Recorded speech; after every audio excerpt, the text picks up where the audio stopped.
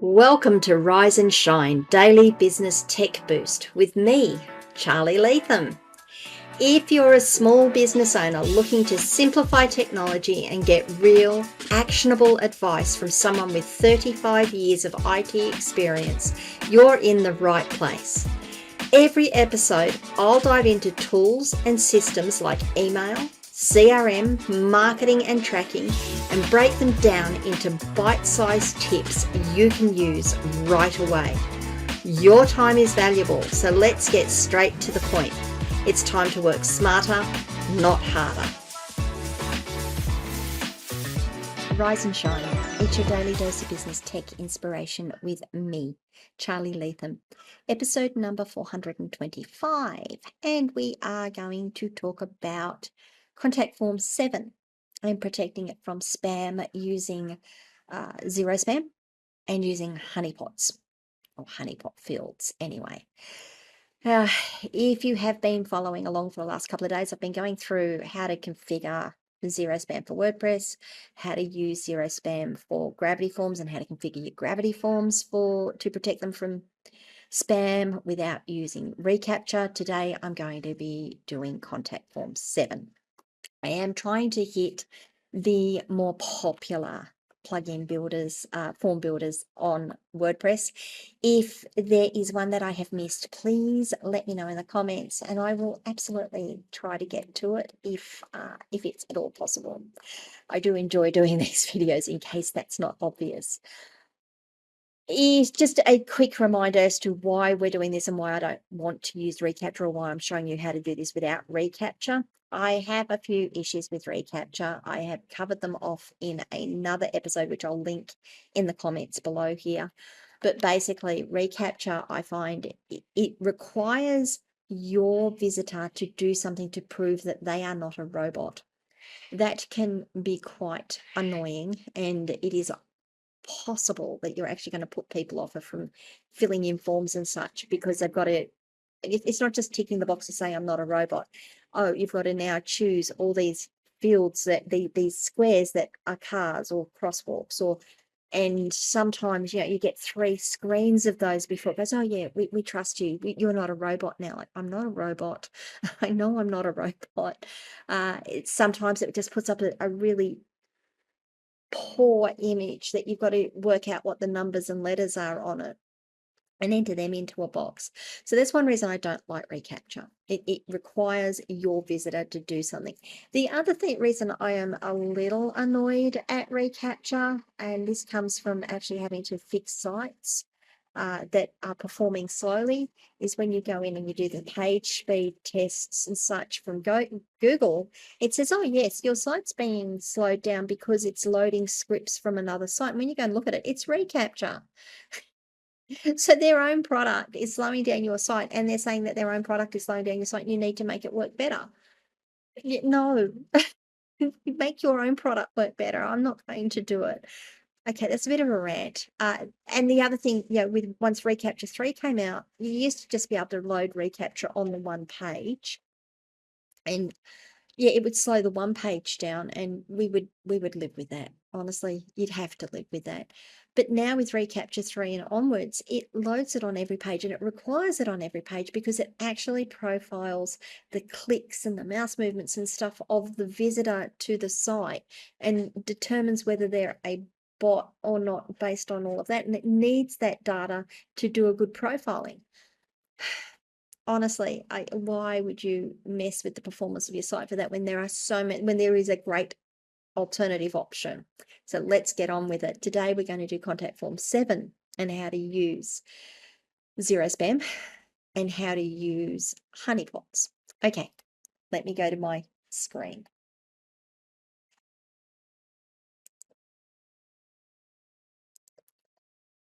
We're back in the dashboard of my test site. You will notice maybe that I have a new menu option here, Contacts. I have installed Contact Form 7 on the site. Yes, I still have Gravity Forms. I've installed Contact Form 7, and I've created a form so that we can do this video. I want to go in and show you a couple of things before we actually get into installing plugins and whatever else we have to do here. With Contact Form 7, once you've installed it, there's very few settings that you need to actually set up. I'm just going to go to the contact forms when it installs. I'm not a big fan on Contact Form 7, by the way. They've been around for a very long time, so I am quite appreciative that they are a solid option. I just prefer my Gravity forms to Contact Form 7. But if you're looking for a free form builder and a free form plugin, Contact Form 7 is a solid option. When you go to the contact forms, if you've just installed it, you will have a default contact form.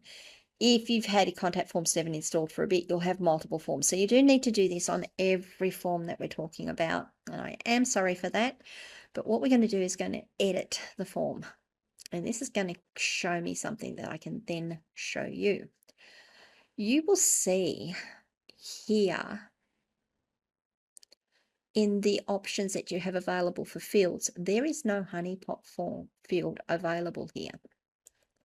There's no honeypot fields available anywhere on the form. Now, I know that we can get honeypot fields for a Contact Form 7. It just requires, unfortunately, another plugin. So we're going to go to our plugins and we're going to go to Add New Plugin. And remember what I said, I'm not a big fan of having plugins just for plugins' sake. If I'm recommending that you put in a plugin, it's because I feel that the benefit outweighs the detriments that you're going to get from doing this. So under Add Plugins in the Search Plugins bar on the right-hand side, I want you to type in honeypot, all one word, Contact Form 7. I think that's how I found it last time. I actually had to search for this, so I've done a little bit of research leading up to this video, this podcast. Yeah, I did. Okay, cool. And you need to look for it. Don't get caught by all these others. Ignore all these others. What you're looking for is the one that says honeypot for Contact Form 7. Protect Contact Form 7 spam with ease. Okay, it's 100% free anti-spam plugin. It does tell you here that additional plugins are required. Contact Form 7. All right, so I've got Contact Form 7 installed. This is the one. This is really the one that you want to install. So we're going to go and install it. And we'll wait for it to install. We're going to go and activate it. Okay, come on. Yes, I can be impatient. It is doing something. I was looking. Okay, so we've now got honeypot for Contact Form 7 installed. We're going to go to the settings menu for it. Just go and check it out.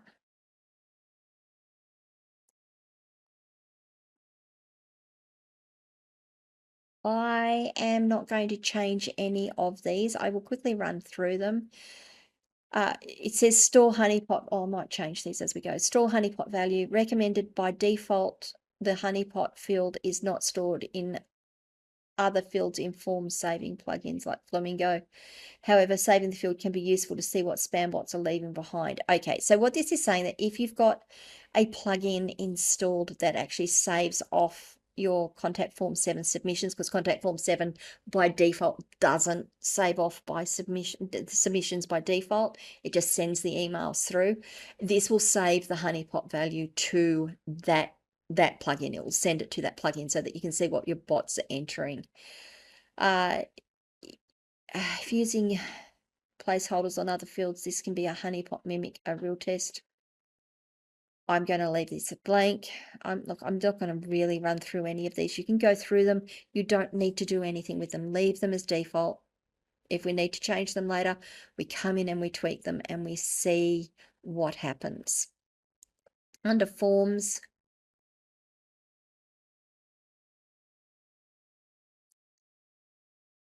you can see what forms are here. So this is just another way of getting into the contact forms.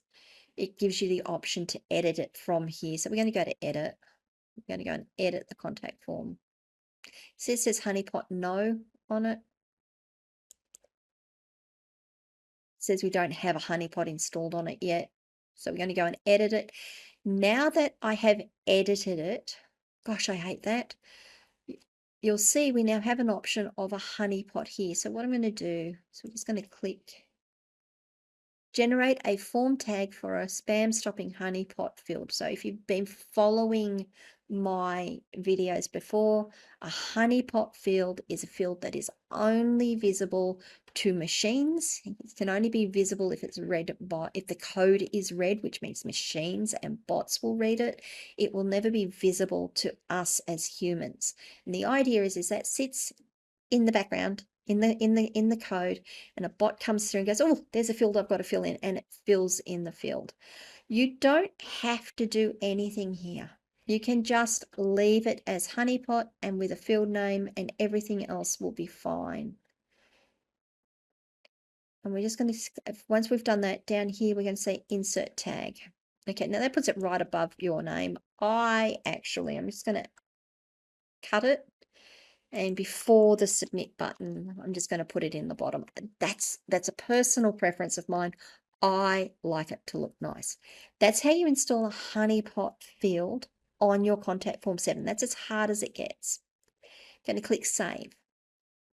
So that's one way, and I absolutely recommend that you put this on your contact form 7s. If you're running contact form 7, go and install this plugin. Go and put honeypots on all of your forms. You are going to notice a difference immediately.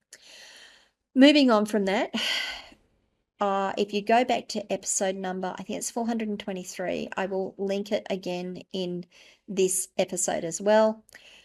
You will see that I have installed zero spam for WordPress. So I'm going to go down to my settings menu and I'm going to go to zero spam.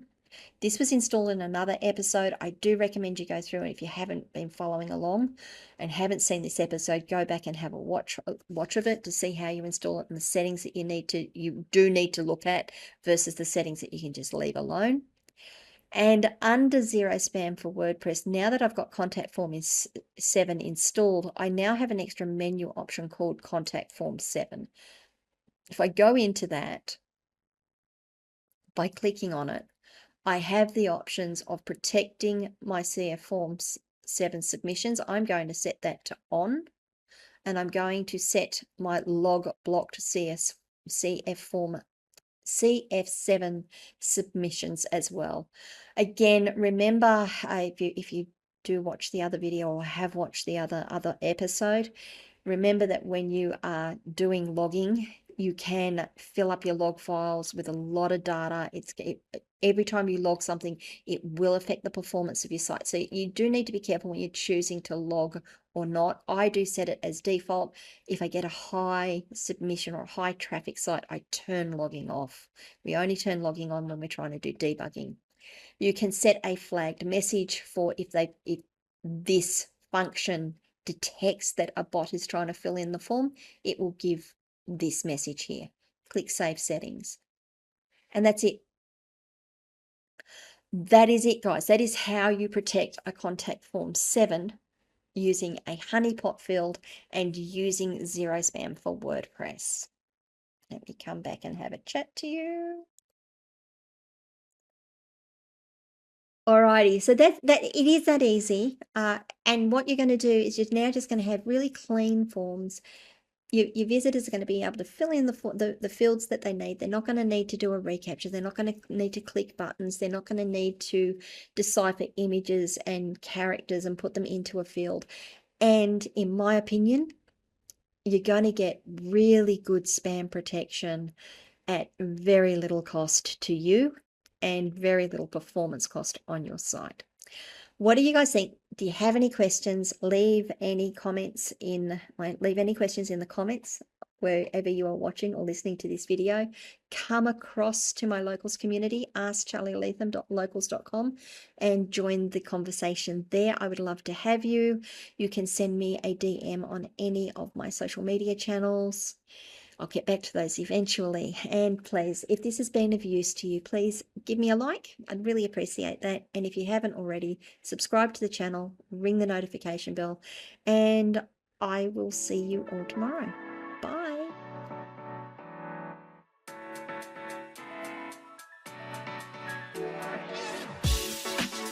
Hey there, thanks so much for tuning in to Rise and Shine, your daily business tech boost.